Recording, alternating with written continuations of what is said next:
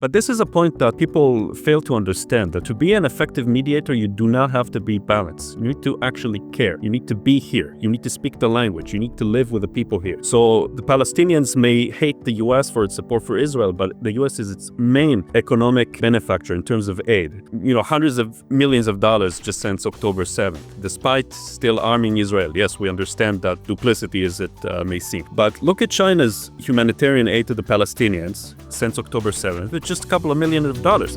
Israel's not a priority for China. At the same time, the broader Mideast region, and we've heard this from other scholars too, ranks relatively low on China's geopolitical priority list, especially when you compare it to the United States, Europe, certainly out here in Asia, the Western Pacific, much more important priorities in every aspect of it. There's never a dull moment in the Middle East, and we can't know what's going on right now because China has kept its, lukewarm strategic thinking. It hasn't given bold statements about opposing or about supporting what's going on. China can still be an important player. It is an important player already, but it could be a constructive one. And I'm not naive. I understand that the great power competition is going to influence, and now with Trump coming back to power, Israel will continue to be more useful as a stick to beat the Americans. The China Global South podcast is supported in part by the Africa-China Reporting Project at Wits University in Johannesburg and by our subscribers. Thank you. If you'd like to subscribe for daily news and exclusive analysis about every aspect of China's engagement in Africa, Asia, and throughout the developing world, go to ChinaGlobalSouth.com/subscribe. Hello and welcome to another edition of the China Global South podcast, a proud member of the Sinica Podcast Network. I'm Eric Olander, and today I'm joined by CGSP's Middle East editor, Jony Essa, who follows all of the very quickly unfolding events that are happening in his region right now. A very good afternoon to you, Jony. Good afternoon, Eric. Thank you for having me. So today we're going to focus on the situation that is, again, unfolding in the Middle East. It's happening very quickly. At the time of this recording, the Syrian government is no longer in existence in its former form. There's a new government that is taking shape there.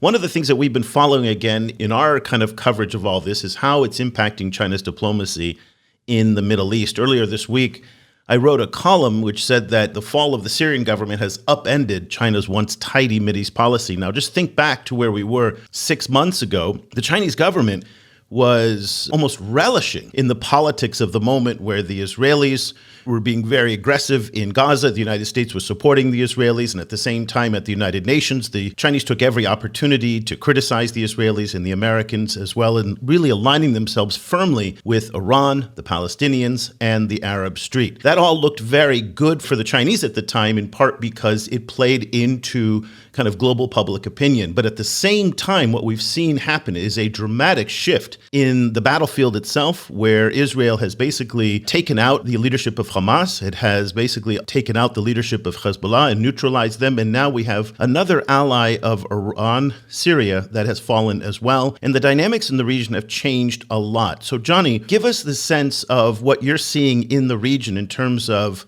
how it impacts China and how it's being framed and seen from where your vantage point, particularly in the Arab world, and the dynamics that China is now dealing with, which are very different than they were, again, as I mentioned, just 6 months ago.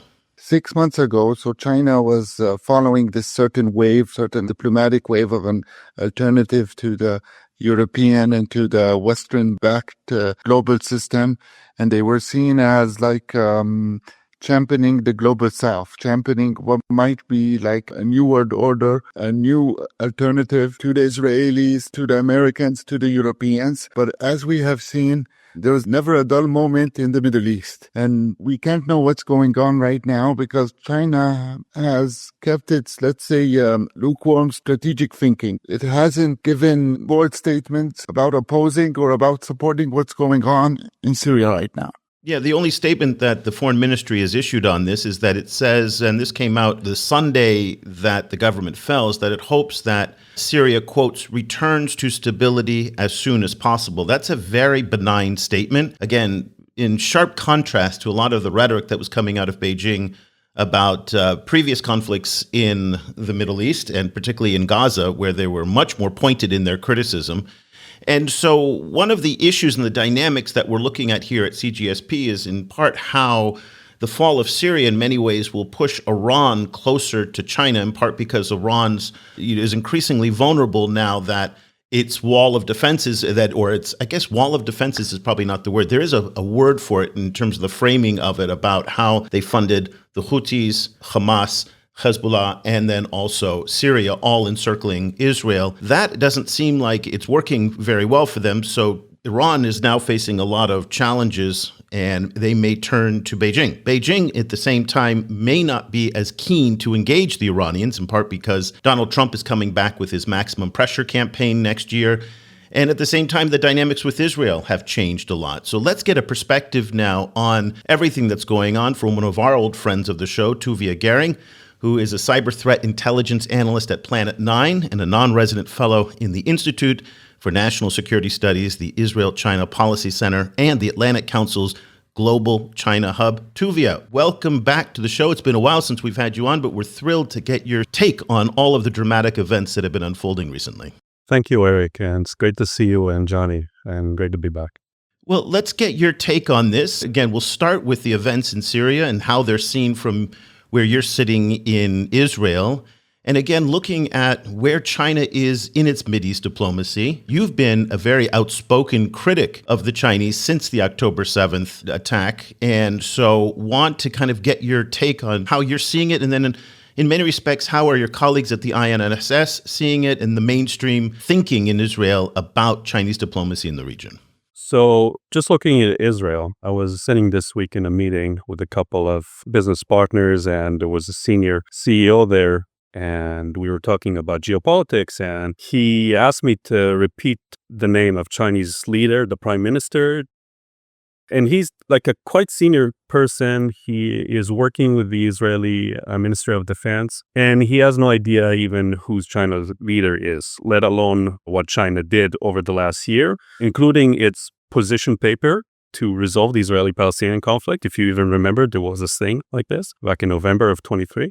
Or its four-point peace proposal to resolve the conflict. And of course, its mediation with Hamas that Israelis are familiar with, because Hamas is the terrorist organization that put on its flag utter destruction of Israel and perpetrated its massacre on October 7th. And it was entertained as VIP guest by Wang Yi, the foreign minister of China. So it's not just me that is critical of China in Israel, but anyone who is focused on China and studying it, including practitioners and people in foreign policy that work with Chinese counterparts and have been working with them for even decades, some of them. The official position was from the beginning is complete disappointment. And we see that China, since the beginning, it failed to condemn these acts of terrorism that included the murder of at least 4 Chinese nationals on October 7th. And you won't hear about them. You won't know their names. And I'm saying at least because we don't have even a finalized number, because China is trying to suppress this little factoid. And other Chinese nationals were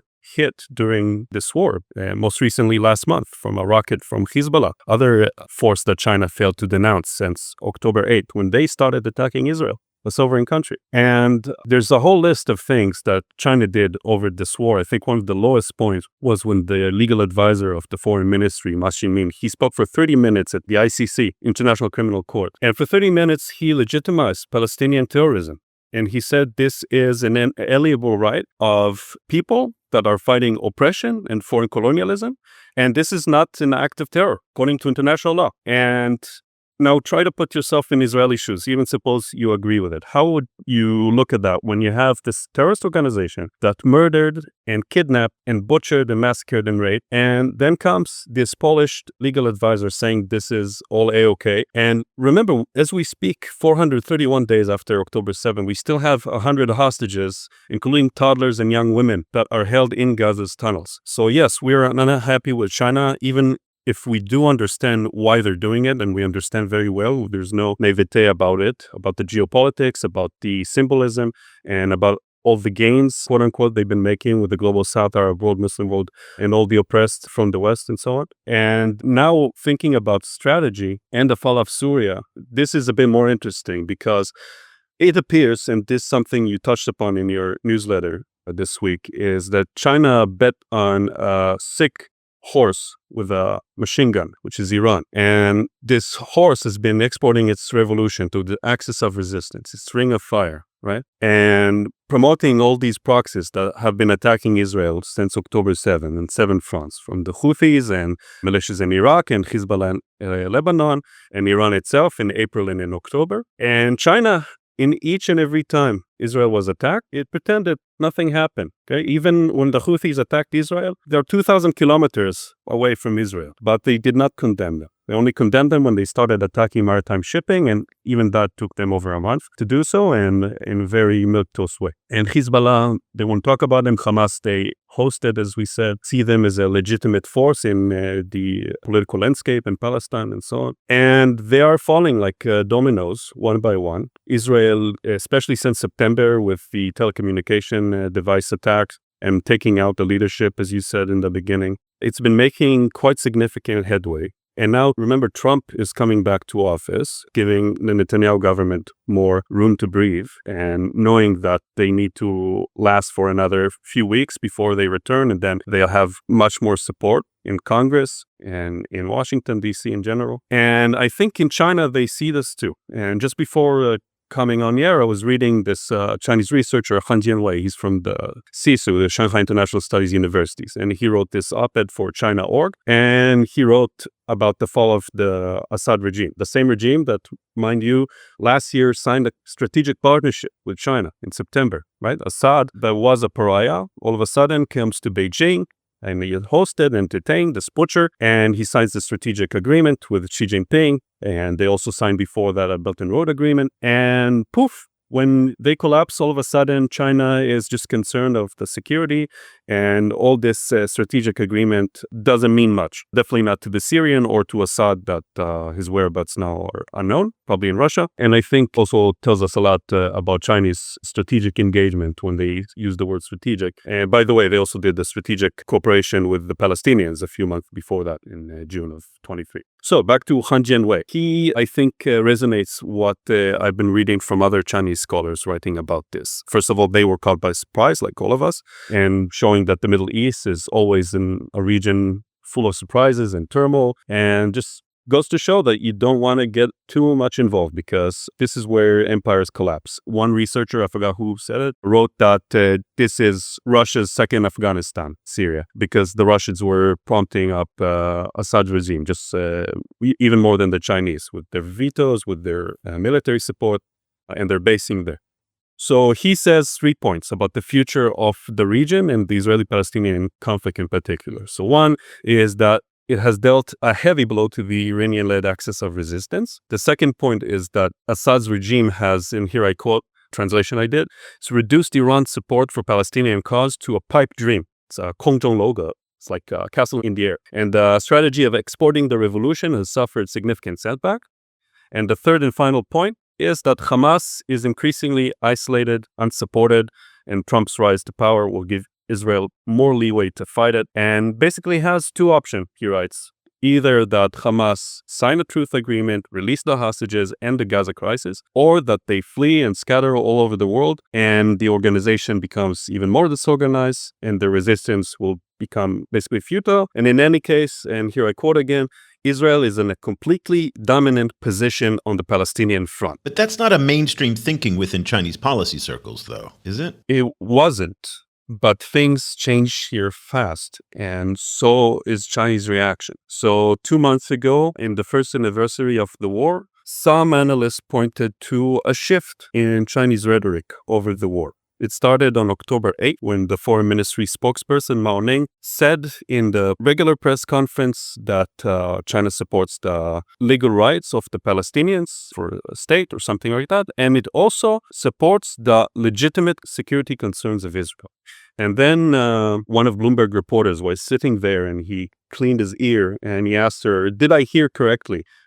Did you just say what you just said, that you support Israel's reasonable security concerns?" And she said, "Yes, we do. That's what I said." And a bit later, there was phone call between the foreign ministers, Wang Yi and Israel Katz, who's now the defense minister. And In this conversation, Wang Yi told Katz also that we support, or at least he talked about Israel's concern, not necessarily support. And this was on October 14th, the conversation. And he also used the word hostages. 人质, something that China used very scarcely since the war started. They usually use the word detainees, which is euphemism to say that these are prisoners of war, sort of. Like Israel has prisoners of war, Gaza has prisoners of war, the Palestinians, and when they sign a truce, they will do a swap. Tuvia, if we can go back from your point to what's going on in Syria, how does the Chinese perspective and relation with Israel might impact what's going on in Syria and vice versa? I don't see direct connection or a triangle between Syria, Israel, and China, except for the understanding that the Israeli-Palestinian front and the Israeli-Syrian front affects Chinese interests. But other than that, the dynamics, I think, are not as complex. I think that the fall of the Assad regime is something that put China into its familiar place, which is the wait-and-see approach. And this is something that Eric hinted. We started last year, 23, with endless superlatives about China's role in the region. With March, and it brokered the time between Iran and Saudi Arabia. And next month, you got Qin Gang, if you remember him, the foreign minister. He called our foreign minister telling him, did you hear the good news? We got this global security initiative, and how about we get another crack at the Israeli-Palestinian conflict? And Chinese analysts started talking about 23 as this year of wave of reconciliation. This is a phrase they're still using, believe it or not, to describe Chinese-led wave of reconciliation. This is China's Middle East year, they called it. And there's quite a lot of diplomacy and phone calls and delegations of officials, Wang Yi, back and forth with different countries in the region. They saw how Syria returned to the fold of the Arab League, and they also credited it to Xi Jinping's strategic genius of GSI. And they also saw how Qatar is less isolated, and Turkey is speaking with Iran and speaking with Egypt, and so on and so forth. And it's just now the Israelis and the Palestinian is the core of issue that affects all the conflicts in the Middle East. And then October 7th happened, and all of this facade mostly collapsed because China couldn't even protect its own ships from Houthi attacks. And believe it or not, while people of the region detest the U.S. for support to Israel, and again, I'm speaking here for people in countries I'm not allowed to visit, but I believe this is the sentiment, is they're not blind to China's inability to play a really constructive role, both in conflict mediation and in security. And they're also not blind to the fact that China is Iran's main benefactor, 90% of Iranian oil, its support in ending its isolation, while it still continues to fund and arm its proxies all over the region, that despite all the smiles and handshakes and speaking of these detente, and they had just recently the second meeting in Tehran between Saudi Arabia, China, and Iran, this is still a lot of fear from Iran in the Gulf, distrust is great. The Houthis are a perennial problem. It's not going to go away, and there's understanding to that. And people here in the region that have faced Iranian revolution, like Israel, and they remember the attack on Saudi Aramco or the attack in Abu Dhabi and countless of other terrorist attacks all over the region. They see what China's role China is playing in all of this, which is supporting the Iranians. It is providing even dual-use experts to its missile program and its drones. And somehow these drones and missiles proliferate and reach different proxies all over the region. So this is not a really good thing to have. So yes, China supports us, but how does that affect our lives? And also the Palestinians, which it gave very little actual humanitarian aid to. It supports them rhetorically. If you recall, after the Iran-Saudi deal in that era of Qin Gang, that brief era that Qin Gang was foreign minister, there was really no limit to the international crises that Chinese analysts and supporters were saying that they could solve. They were talking about the Russia-Ukraine war. They were talking about Arab-Israeli peace that they could bring. They were even talking about bringing their special envoy into the Egypt, the Gerd Dam. I mean, and I remember Wang Huiyao, the China Center for Globalization chief, writing in the South China Morning Post that China brings a new level of diplomacy to the Mideast that has never been seen before. And it was really this hubris. Again, what was so interesting is that, and we've heard this from a number of different analysts, that China's role in the Saudi-Iran deal was really, as you pointed out, Tuvia, really at the end to broker the final part of the deal. The hard work of that deal was done by the Iraqis, the Omanis, the Saudis, and the Iranians themselves. China was a facilitator at the very end of it, an important one to be sure, but it did not do the 90% that got us there. And so there was this, in my view, this big overconfidence, particularly when the Mideast back then was much more stable than it is today. And it's easy to go around the Mideast and talk about how you can solve every problem when you're not facing regional war.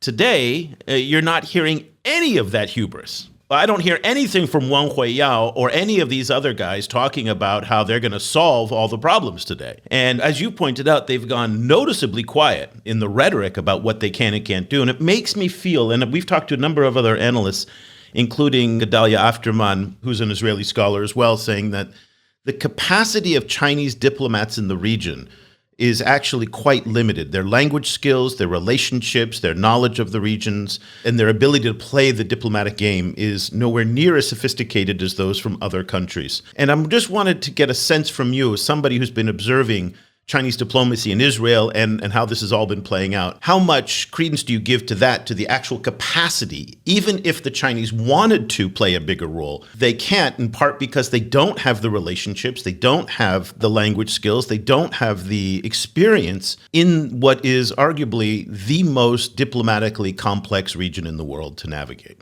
Yeah, so this is a great question, and it goes to a greater topic of Chinese conflict mediation in general. And there's very interesting scholarship about this topic. But just to give you the brass tacks about Chinese mediation. So they've been involved in Israeli-Palestinian conflict, first as arming the Palestinians back in the Maoist era. But just moving forward to more recent times, back in 1989 was the first proposal made by Chinese foreign minister to resolving the Israeli-Palestinian conflict, was Chiang Chi-chen. And since then, they have provided 10 different peace proposals or plans or initiatives, not including the position paper. They, more recently, when Xi Jinping came to power, they started using more peace symposiums. They did a couple in the early 2000s during the Second Intifada. And even when Wang Yi was here last time, 2013, he did this peace symposium in Jerusalem with Arab Palestinian leaders and Israeli peace activists. And their first peace envoy or special envoy was for our region. And that was in 2002, I believe. And then came the Global Security Initiative in April of 22 after the invasion of Ukraine, and the hosting of Hamas and Fatah in July of this year, 24. So quite a lot of activity, it seems. But if you ask anyone in Israel or the Palestinian Authority, except for people who study it, and even people who do study it, they won't even be familiar with most of what I just mentioned because it's completely inconsequential to our lives. It had zero to no impact at all on the conflict. And some of the reasons for it, and I'm not trying to paint China as completely inconsequential. I think that what they did with Iran and Saudi Arabia shows that China can be important because this is something that the United States couldn't have done because of the nature of its relations with Iran. So it's not that their role is insignificant, but on the Israeli-Palestinian conflict, they lack the knowledge infrastructure. They don't have enough people who speak the language, who understand the conflict. They haven't lived here as long as the Jewish American diaspora. They don't have a community here. China is a relatively newcomer to the Middle East in general, let alone to conflict mediation. And also they have this policy of non-intervention, and they understand the limits of their power. So you add all of that, and you add to that the very low commitment and priority in dealing with conflict mediation here, because there's already a major power that is doing most of the heavy lifting, which is the US, and it's the security provider for the region, and China has been free-riding it knowingly. And this has worked quite well for China. All of its... Yeah, but the US isn't a neutral arbiter, though. The US is very partisan in favor of Israel. No, I don't think anyone could argue honestly that the US isn't how should I say, a balanced mediator. It's clear that the U.S. supports Israel, and the U.S. is the only one vetoes, and Israel favored the Security Council. But this is a point that people fail to understand, that to be an effective mediator, you do not have to be balanced. You need to actually care. You need to be here. You need to speak the language. You need to live with the people here. So the Palestinians may hate the U.S. for its support for Israel, but the U.S. is its main economic benefactor in terms of aid. It's like, hundreds of millions of dollars just since October 7th. 7th, despite still arming Israel. Yes, we understand that duplicity as it may seem. But look at China's humanitarian aid to the Palestinians since October 7th. It's just a couple of million of dollars. They stopped publishing the number because it's so low. You got actors in Hollywood giving Palestine more than this $18 trillion economy. And we understand that they are not committed. I mean, Wang Yi, as I said, was last here in 2013. And you know when Xi Jinping was here last? Never. I think still there's one interesting development, which is a new Chinese ambassador to Israel that was appointed in November 29. And contrary to the previous one, he is a Middle East specialist. His name is Xiao Junzhang, and he's a longtime diplomat, career diplomat, who's been posted in Iran, in Turkey, and in Egypt, and was also at the Foreign Ministry think tank, CIIS, focusing on West Asia, that is the Middle East and North Africa. And he brings much more experience to the table. And I think it's also notable that the countries he was positioned in are these non-Arab countries, Turkey and Iran, that have always been tougher nut to crack for China's diplomacy in the region when compared to the Arab Muslim world. And he said in his first outreach to Israelis in article he wrote to Israel Hayom, a newspaper here, he talked about this experience and about this wish to become a bit more involved and to foster goodwill and trust and even regain trust. And he did acknowledge that Israel and China, despite not having direct conflict of interest, the way he says it, we don't see eye to eye in terms of ideology and systems and values and even other topics he mentioned. So it appears that he comes with a bit more nuance than the previous one, who was mostly economic focus, and he completely was missing in action when it comes to politics. Like his only 2 times he spoke with the Israeli public after October 7th, before leaving here last month, was in completely tone-deaf articles talking about how the Chinese economy is doing great and why we should support Taiwan. That's the only remarks he had to say to the Israelis since October 7th, the former ambassador.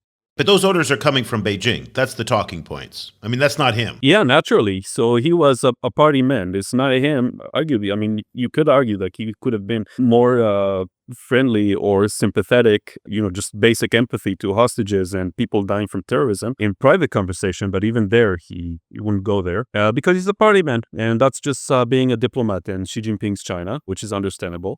But the new guy seems a bit more serious to tackle the geopolitics, and be interesting to follow his next few months in office, seeing if there's any noticeable difference. And referring back to this rhetorical change we see from Chinese diplomats about Israel's also having legitimate security concerns, and that there are hostages that are being held in Gaza for 430 days. And we have concerns with Iran and its proxies and so on. And maybe it's a recalibration. I wouldn't go so far as declaring anything about policy change. I think that the value of Israel in China's eyes has decreased significantly in the last 5 years, not just because of the war, but because of Netanyahu's government failing politically and on security and economically, and turning Israel to one of the most hated countries in the world. But even before that, the tech companies were getting out. Alibaba had left. There was more suspicion of Chinese tech investment in Israel, pressure coming from the U.S. So even before October 7th, that relationship was fraying a little bit. Yes, that's correct. So there were a couple of different reasons before the war. The war made things a bit worse, but also improved it, and I can talk about that. That decreased the value of Israel in Chinese eyes. So I think the political crisis that we had since the endless cycle of election, if listeners recall, we had like 4 or 5 cycles of elections because we couldn't form a stable coalition. And because of Netanyahu that is facing all these indictments, and there was many demonstrations every week calling for the replacement of the government, and this created an unstable political situation that, as we know now from reading Hamas sources, that also affected that security and gave incentives to all of our enemies to attack us on October 7th and 8th because they saw us as weak from within. So not comparing them to China, but still China also sees this, and it's not a good environment to making business. So that's one. Another aspect is the trade war, the tech war since 2018 with Trump, and they've been pressuring hard, not just Israel, but other allies and partners. But Israel in particular has always been this shining example because it's such a small country and it's such an important and close partner of the U.S. that is reliant on U.S. support. So if you can't succeed in Israel, then you can succeed in Germany, right? Or in other countries. And also on technology, China's self-reliance and technology and modernization has made significant strides over the last few years. So on the one hand, you got Israeli companies feeling the pressure from American administration for dealing with China.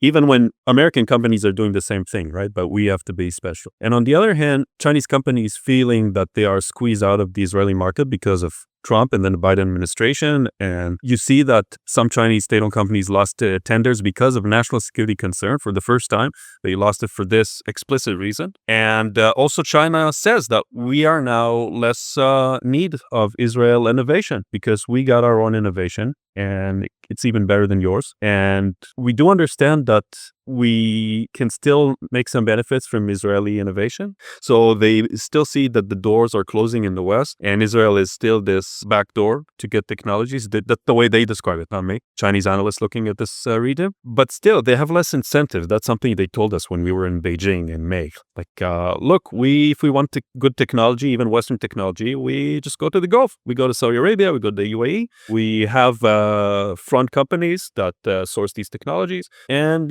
we deal with you what we can, but you're not as important and you just need to know your place because you are going to lose us. At least they're being honest, I mean. Yeah, you can give it to them. They're usually honest about it. So let's just kind of step back and kind of wrap up everything that you've covered a lot of ground here. And I just want to kind of bring it all home a little bit. So some of the takeaways that what you've said, Israel's not a priority for China. At the same time, the broader Mideast region, and we've heard this from other scholars too, ranks relatively low on China's geopolitical priority list, especially when you compare it to the United States, Europe, certainly out here in Asia, the Western Pacific, much more important priorities in every aspect of it, except for energy right now. And they've made themselves very vulnerable by shifting so much of their oil and gas imports now coming from the Persian Gulf, which I was surprised that they've done that. But when you look at the amount of energy that comes from the Emirates, Qatar, and also the Saudis, and of course the Iranians as well, through the black fleets that are right down the road from here in Malaysia. By the way, Bloomberg did a fantastic investigation on the Iranian black fleet that gets ship-to-ship transfers, so you can kind of see how it looks.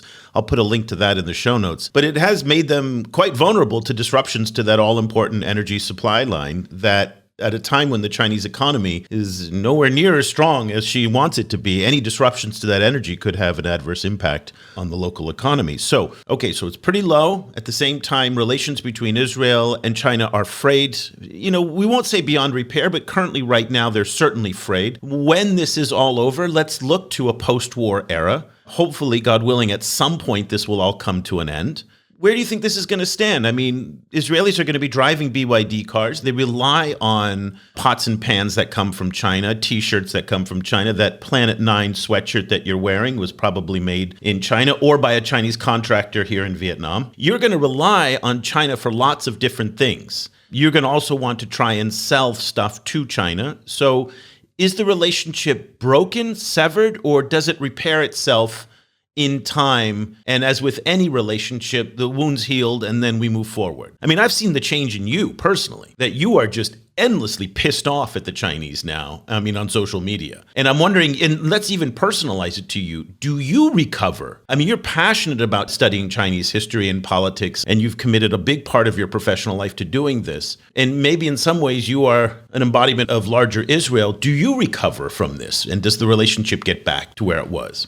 Yeah, I'm by no means an embodiment of you and myself. And as you said, I dedicated most of my life to a country, not because I hate it. And the relationship is complex. But yes, much of it, while understanding none of it is personal to Israel or to Jewish people, it's hard not to take this personally because it does affect us. And when I see it as a third generation to Holocaust survivors, the explosion of anti-Semitism on Chinese media, and don't sell me the BS that it's criticism at Netanyahu, talking about Jews with hooked noses and killing babies, okay? Like, just give you a point, like the consulate of China in Osaka saying that there's a demon in this world that eats babies and showing a Palestinian baby with kafia and Israeli and American flags.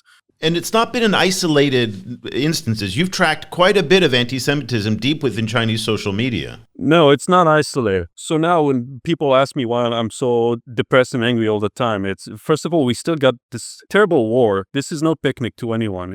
It's a horrendous war for Israelis, and we're all affected, and we all lost. Good friends that I lost in Gaza and Lebanon. And I'm not trying to minimize the tragedy that the Palestinians are also undergoing. This horrendous war that was imposed on Israel on October 7th, and hopefully it'll end soon for a better Middle East, but we know how it's done here. So for Israel, they were lucky enough, China, that this is the most favorable government they're going to get in the foreseeable future. Netanyahu and Foreign Minister, now Defense Minister Katz, they have personally promoted Israel-China relations from a strategic perspective for the better part of a decade. Since 2013 until today. They have close associates that make a lot of money from China, part of what we talked in the beginning. And for this reason, they are very careful in the way they talk about China. So when Katz spoke with Wang Yi, he aired Israeli disappointment in China's reaction and that it's not balanced, and Iran that is actually fanning the flame. It's not Palestine or Israel. But still, you see that they're cautious because they understand that despite of the war, despite of everything that transpired, it's horrible. And they have ways to voice these criticism of China. We're still going to need China. It's the second largest economy. It's our third largest trade partner. It is a manufacturing powerhouse. It's a permanent member of the Security Council. It's becoming more involved in the Middle East. So we're going to see more of it, not less. And it has the most sophisticated propaganda arm known to humanity. And we don't want to make it an enemy, even if it made us an enemy. And I'm not using these words lightly, because that's the way Israel right now is perceived. I mean, just give you endless anecdotes of this, but because of the US, Israel now is part of this camp.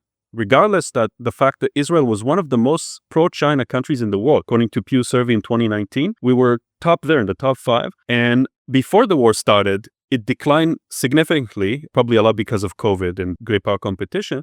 But now with the war, INSS surveys shows that 30% of Israelis have more or less favorable view of China, where half of Israelis see China as an unfriendly country and 10% seeing it as a hostile country, even close to 14%. But also because Israel picks up on U.S. media narratives a lot, too. So isn't that bleeding over from the U.S. as well, that some of that hostility towards China? Oh, yeah, absolutely. There's a lot of that coming from the U.S. for sure. And that's what the Chinese have been telling themselves. Look, it's not about us. It's about the U.S. and about you and your media and doing all this stuff. And I've been talking with people at the embassy, not naming names, and telling them, look, it's not just U.S. pressure. And you just lost the most pro-China country in the world, in the West, the OECD countries for sure, the top one. And it's going to bupkis because of you, because there are wars and you can't even show basic human empathy to our suffering. You can't even bring yourself to say that, you know what, you've been undergoing the last year with over 1,000 people died in the terrorist attacks in a single day,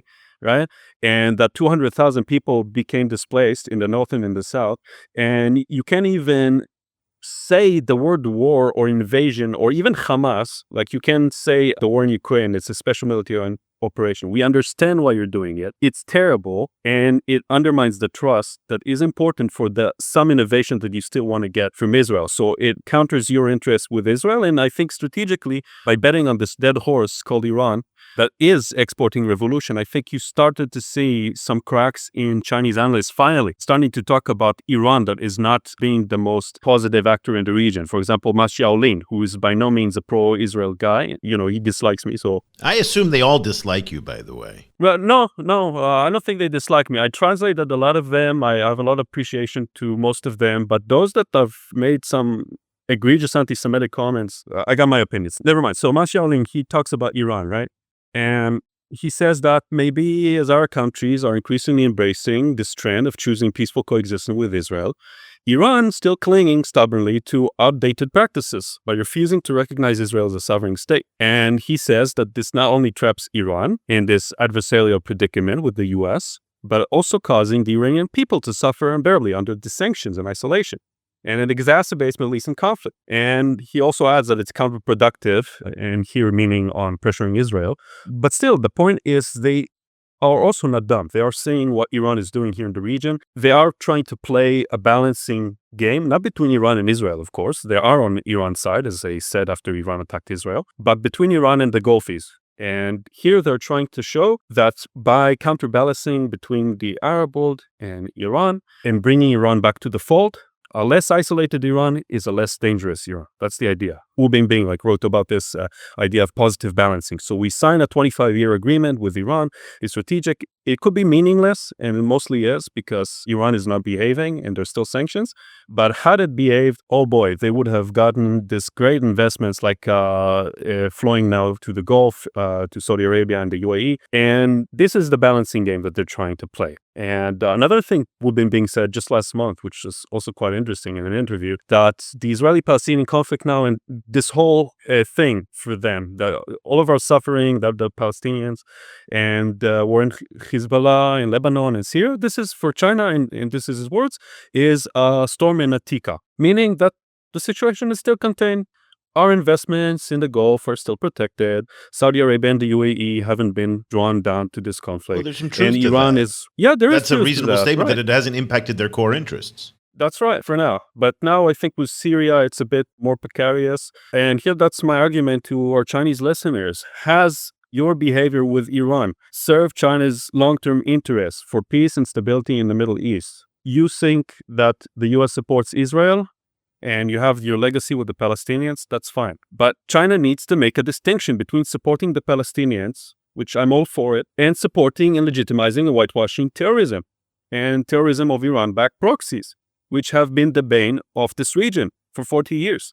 And Israel is your business partner, it's your innovation partner, and Israelis are inherently more favorable to China. There's a lot of new age here, and most Israelis still view Chinese culture as a good thing. There's no poisoning of minds as happened in the West because of the trade war and the great power competition and the Xinjiang Uyghur camps. People are not preoccupied with China, so there's still a lot of, as I said in the beginning, there's still a lot of goodwill. It's not all lost. And China can still be an important player. It is an important player already, but it could be a constructive one. And I'm not naive. I understand that the great power competition is going to influence. And now with Trump coming back to power, Israel will continue to be more useful as a stick to beat the Americans, unquote, again, by a Chinese analyst we met in Beijing and Shanghai. That's why I'm pessimistic. That's why I'm sometimes angry and frustrated. And I continue to cover it as you do and hoping for peace. That's what I can say. So I want to take a more optimistic point of view and look at a post-war reconstruction that might happen in the upcoming months and see and hope for, let's say, a multilateral combination of countries where they will hope for a future in the new Middle East. So this is still early, but hopefully in upcoming discussions and conversations, we can talk. Okay, well, let's leave our conversation there. We're ending on a optimistic note. I didn't expect to end on an optimistic note, I'll be honest with you, because very little these days related to the Middle East ends on an optimistic note. But Tuvia, thank you so much for all of your insights and for your perspective on this and the great work you've been doing over the years. Do you still do the Discourse Power newsletter? That was an invaluable thing. Or has that gone the way of so many other things this past year? Yeah, with the war, I have less incentive in doing it. I'm still reading a lot of Chinese scholars, and I share their translation in WhatsApp groups of Israelis here because the war, kind of giving up on Israel, and it just not as fun as engaging right now. Let me speak on behalf of a lot of people out there who hope you do bring back the Discourse Power newsletter. It was very useful. A lot of the Chinese scholarship, and that is something that we still don't have enough of, particularly related to the Mideast and to other parts of the global south. So I, for one, hope that you will resume it at some point. But you're still posting on X, and we'll put a link to your X feed. Is there? Yeah, and Blue Sky too, if you haven't moved there. Yeah, Blue Sky is a much healthier place. So we'll also put your Blue Sky link there, and we're also on Blue Sky. So, well, thank you again. Really appreciate it. Wonderful to reconnect. And best of luck in your new role at Planet 9, where Tuvia Gering is a cyber threat intelligence analyst and also a non-resident fellow in the Institute for National Security Studies in the Israel-China Policy Center and at the Atlantic Council's Global China Hub. Tuvia, thank you very much for your time today. Thank you. And we'll be back again next week with Cobus for another edition of the China Global South podcast. For Cobus van Staden and Jony, Essa, and Tuvia Gering, I'm Eric Olander. Thank you so much for listening and watching. The discussion continues online. Follow the China Global South Project on Twitter @ChinaGS Project and share your thoughts on today's show or head over to our website at chinaglobalsouth.com, where you can subscribe to receive full access to more than 5,000 articles and podcasts. Once again, that's chinaglobalsouth.com.